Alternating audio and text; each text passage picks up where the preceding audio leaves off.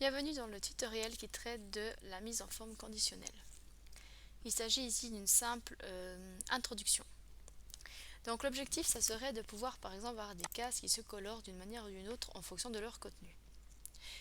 Pour faire de la mise en forme conditionnelle, il suffit de sélectionner la cellule qui nous intéresse, par exemple celle-là.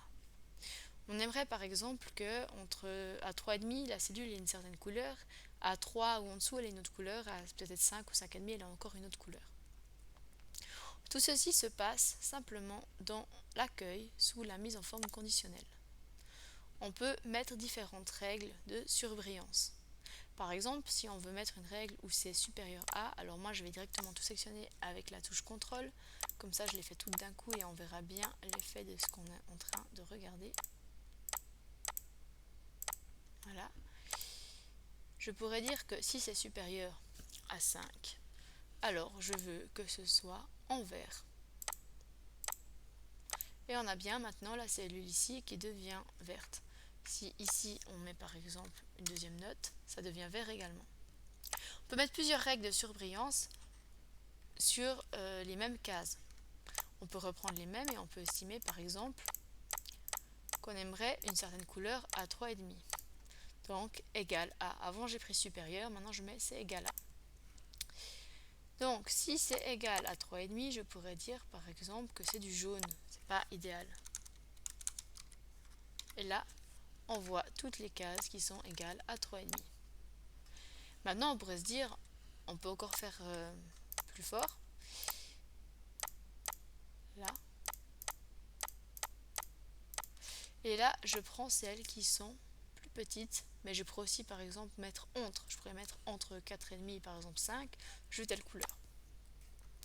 Et c'est pas du tout là que je voulais utiliser, justement, moi je voulais en inférieur.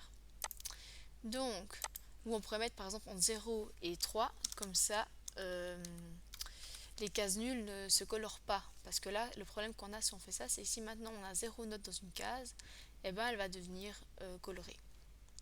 Puis par exemple, on pourrait dire, moi, tout ce qu'il y a là, ça ne me correspond pas, donc je veux mon format. C'est possible d'aller changer le format. Et par exemple, de changer le remplissage. Moi, je veux du rouge, mais je veux que ça reste noir. Et du coup, effectivement, toutes les cellules qui ont une moyenne inférieure à 3,5 se colorent. Voilà pour ce point-là. Attention, je le dis quand même, ça peut être utile. Si vous configurez mal vos règles, vous pouvez avoir plusieurs règles qui ont la même demande. Supposons par exemple, d'accord, je resélectionne tout, que j'ai mis une certaine couleur pour les notes qui sont en dessous de 3 et maintenant je mets aussi une certaine couleur pour les notes qui sont égales à 3. Et je mets par exemple rouge clair avec du rouge foncé. Et ben le problème c'est qu'on a deux règles sur celle-là. Donc c'est la dernière mise visiblement qui s'applique, mais à un moment donné, des fois ça peut être bon d'aller voir sous gérer les règles.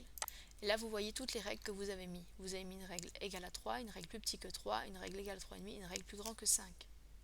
Ça peut être utile parce que parfois au bout d'un moment, sans s'en rendre compte, on peut avoir beaucoup de règles. Et on peut par exemple aussi supprimer les règles. C'est très utile. On peut aussi, si besoin, effacer toutes les règles, soit de la feuille entière, soit des cellules qu'on a sélectionnées.